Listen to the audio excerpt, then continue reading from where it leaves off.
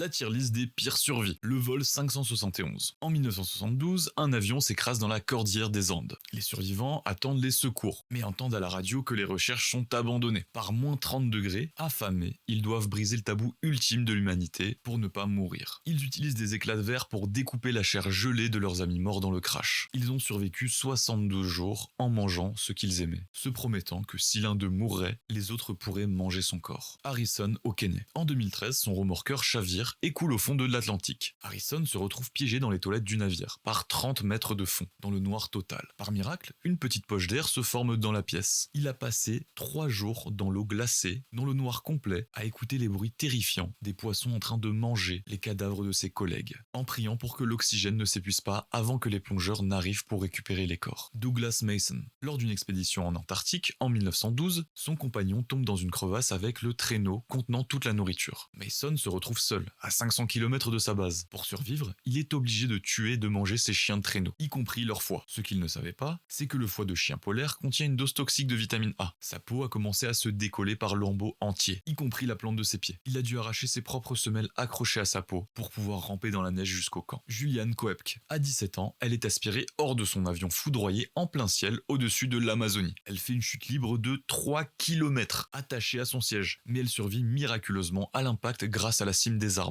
Seule dans la jungle, blessée, elle marche pendant 10 jours. Sa plaie au bras s'infecte et des mouches y pondent des œufs. Elle sent les vers la manger vivante de l'intérieur. Se souvenant des conseils de son père biologiste, elle trouve un bidon d'essence abandonné et verse le liquide dans sa plaie pour faire sortir les vers de sa propre chair. Après plusieurs jours à suivre le fleuve, elle retrouva la civilisation. Aaron Ralston. Coincé au fond d'un canyon par un rocher de 300 kg tombé sur son bras, il reste bloqué 5 jours avec une gourde vide. Comprenant que s'il ne faisait rien, il allait y rester, il prend une décision impensable. Il n'a qu'un petit couteau émoussé, pas assez coupant pour scier l'os. Il utilise donc le poids de son corps pour tordre son bras violemment jusqu'à se casser l'os lui-même. Ensuite, il utilise le petit couteau pour couper les restants de chair. Il a réussi à se libérer et marcher 10 km pour trouver de l'aide. Le marin Poon Lim. Ce marin chinois détient le record de survie seul sur un radeau, 133 jours. Son navire a été coulé par un sous-marin nazi. Il a survécu en pêchant avec un clou arraché au radeau et en buvant du sang d'oiseau. Un des moments les plus spectaculaires, c'est qu'un requin l'a attaqué. Il a réussi à hisser l'animal sur son petit radeau, l'a tué à coups de bidon d'eau et a bu son sang pour s'hydrater, transformant le prédateur en proie. Et pour finir, José Salvador Alvarenga. Ce pêcheur est parti pour une sortie de 2 jours au Mexique et été emporté par une tempête. Il a dérivé dans le Pacifique pendant 438 jours. Son compagnon est mort de faim au début du voyage, car il refusait de manger de la viande crue. José, lui, a survécu en attrapant des oiseaux et des tortues à main nue, jusqu'à finir par s'échouer aux îles Marshall, de l'autre côté de l'océan. À la fin, il ressemblait à un homme des cavernes.